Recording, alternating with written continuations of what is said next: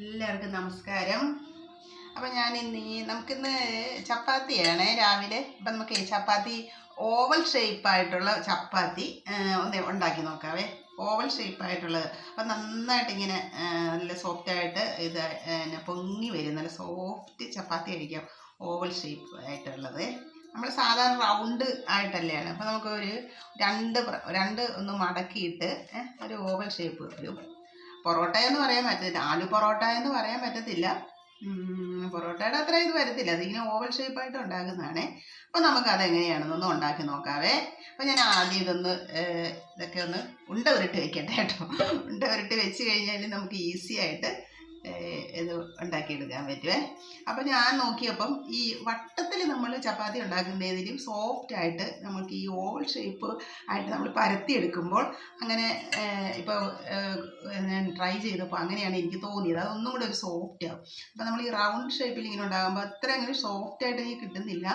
എന്നാലും സോഫ്റ്റായിട്ട് അത്രയും അങ്ങോട്ട് ഇങ്ങനെ പൊങ്ങി വരില്ല. പക്ഷെ ഇത് ഇങ്ങനെ നന്നായിട്ട് ഇങ്ങനെ ചെയ്യുമ്പോൾ പൊങ്ങി വരുന്നുണ്ട്.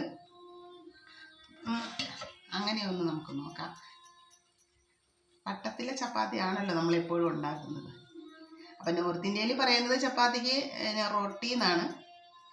നമ്മളിവിടെ ചപ്പാത്തി എന്ന് പറയുന്നത്, അവർ റൊട്ടി എന്നാണ് പറയുന്നത്.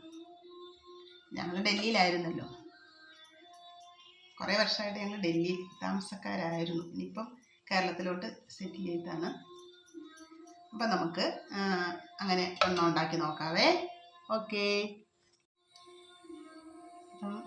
ഇത് നമുക്ക്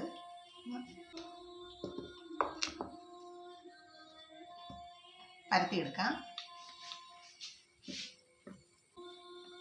പരത്തി ഇങ്ങനെയൊന്ന് മടക്കുക. കണ്ടോ? ഇങ്ങനെയൊന്ന് മടക്കിയിട്ട് പിന്നെ വീണ്ടും ഒന്നുകൂടെ മടക്കുക. കണ്ടല്ലോ? ഇപ്പോൾ ഒരു ഓവൽ ഷേപ്പായില്ലേ ഇത്? കണ്ടോ? അപ്പം നമുക്കൊന്ന് ഉണ്ടാക്കാവേ. അപ്പം ഫസ്റ്റിൽ ശകല എണ്ണ തേച്ച് കൊടുക്കാം. ഒത്തിരി എണ്ണ തേക്കണ്ട.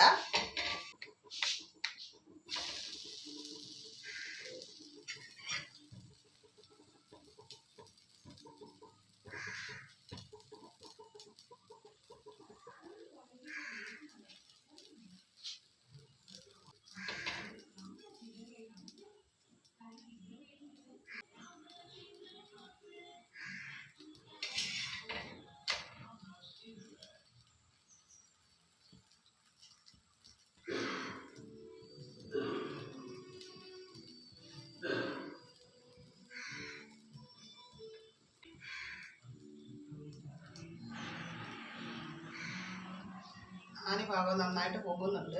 അപ്പം നന്നായിട്ട് ഇങ്ങനെ പൊങ്ങി വരുമ്പോഴത്തേനും നല്ല സോഫ്റ്റ് ആയിട്ടിരിക്കുവേ.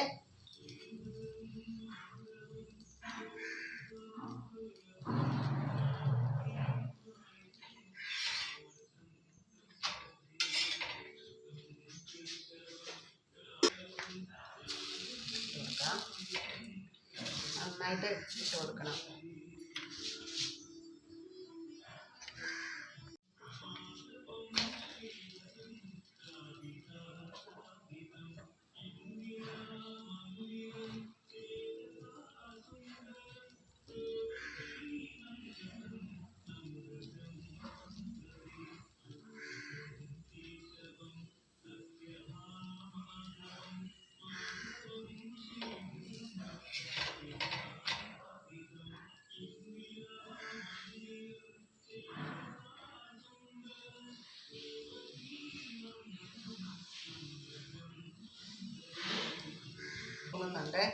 പൊങ്ങുന്നുണ്ടോ?